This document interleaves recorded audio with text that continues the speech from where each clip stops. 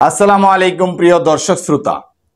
আমাদের বাংলাদেশের নির্বাচন কমিশনার ইসি রাশেদা তিনি বলেছেন, জনগণের মনে যেন গেঁথে থাকে এমন একটি নির্বাচন করব।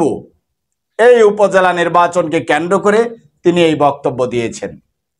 প্রিয় দর্শক শ্রোতা, তার কথা বাস্তব, তার কথা সত্য।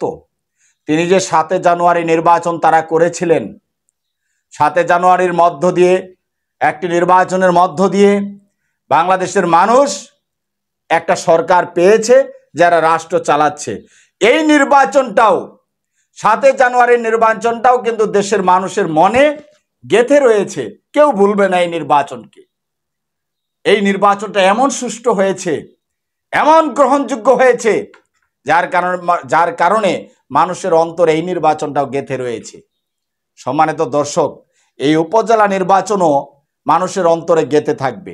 তিনি এমন সুষ্ঠু নির্বাচনই করবেন, যেই সুষ্ঠু নির্বাচনের মধ্য দিয়ে 5% মানুষ ভোট দেয়, সেই ভোট দেখানো হয় 40%।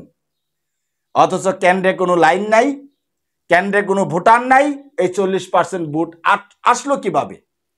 তাহলে এই নির্বাচন তো মানুষের অন্তরে অবশ্যই থাকবে, গেঁথে থাকবে। এটা আসলে মানুষ ভুলবে না। তিনি সত্যই বলেছেন। উপজেলা নির্বাচনে আজকে এমপির বাইক নেয়া উপজেলা চেয়ারম্যান পদপ্রার্থী তিনি বলছেন, ভোট যদি নরমাল না হয় তাহলে সিজার করব। কারণ এমপি সাহেব তো মাথার উপরে আসেনি। নির্বাচিত হওয়ার আগে একজন প্রার্থী এরকম কথা বলে, অথচ তার প্রার্থিতা বাতিল হয় না, আবার তারা বলে যে এমন নির্বাচন করব, সেই নির্বাচন মানুষের মনে গেঁথে থাকবে। গেঁথে তো থাকবেই। আপনারা যে নির্বাচন করবেন, এই নির্বাচন আসলেই দেশের মানুষ ভুলবে না। আপনাদের প্রত্যেকটা নির্বাচন মানুষ সব ভুলে গেলেও আপনাদের নির্বাচনের কথা মানুষ ভুলবে না।